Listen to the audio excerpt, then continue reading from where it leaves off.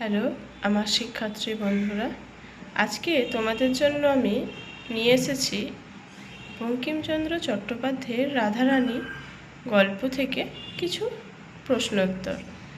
আজকের প্রথম প্রশ্ন, অজ্ঞতা রাধারানী কাঁদিতে কাঁদিতে ফিরিল। রাধারানীর কান্নাকাটি করে ফেরার কারণ ব্যাখ্যা করো। উত্তর, আলোচ্য পংক্তিটি বঙ্কিমচন্দ্র চট্টোপাধ্যায় রচিত রাধারানী গল্প থেকে গৃহীত হয়েছে। সবসময় একটা কথা মনে রাখবে, যখন কোনো পাঠ্যের লাইন তুলে প্রশ্ন করবে তখন সেটি কোন পাঠ্যের এটি যদি তোমরা চিহ্নিত করে দাও, এটা শিক্ষকদের জন্য বুঝতে যেমন সহায়ক হবে, তোমাদের নাম্বার পাওয়ার ক্ষেত্রে কিন্তু এটা একটা সদর্থক দিক। উত্তরটা হচ্ছে, রাধারানীর মা হঠাৎ অসুস্থ হয়ে পড়লে সে তার মায়ের পথ্য সংগ্রহের জন্য বনফুলের একটি মালা গেঁথে তা বিক্রি করতে রথের মেলায় যায়। কিন্তু রথ অর্ধেক টানা হওয়ার পরেই প্রবল বৃষ্টির কারণে রথের মেলা ভেঙে যায়। কিন্তু তা সত্ত্বেও রাধারানী আশায় মেলায় দাঁড়িয়ে থাকে, যদি বৃষ্টি থামে এই ভেবে। রাত অনেকটা কেটে যায়, তবু বৃষ্টি থামে না।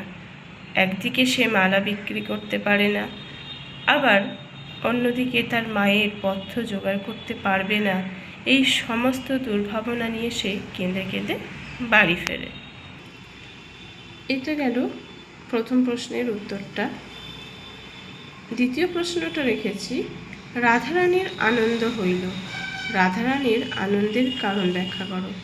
আমরা গল্পটা পড়ে সবাই জানি রাধারানী ফুল বেচতে গিয়ে কীরকম বিরূপ পরিস্থিতির সম্মুখীন হয়েছিল।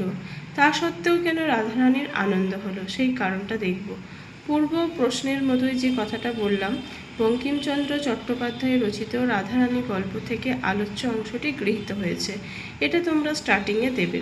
প্রকৃত উত্তরটা হলো, রাধারানী বনফুলের মালা বিক্রি করতে রথের মেলায় যায়, কিন্তু বৃষ্টির কারণে মালা বিক্রি করতে না পেরে হতাশ হয়ে বাড়ি ফেরার পথ নেয়। কিন্তু অন্ধকারে পথিমধ্যে একজন পথিকের সঙ্গে তার দেখা হয়।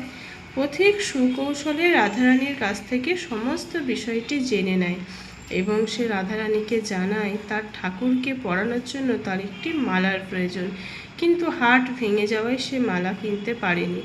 এখন সে মালাটি কিনতে চায়। এই কথা শুনে রাধারানীর আনন্দ হয়, কারণ রাধারানী একটি ছোট্ট মেয়ে, সে তার মায়ের জন্য পথ্য সংগ্রহ করে। উত্তরটা শেষ হয়ে গেছে, আমি একটু আলোচনা করে দিই।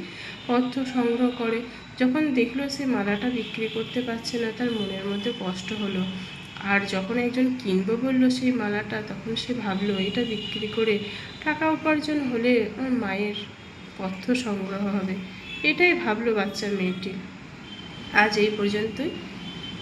যদি ভালো লেগে থাকে ভিডিওটি, চ্যানেলটিতে একটি লাইক দিয়ে পাশে থাকার অনুরোধ রইল।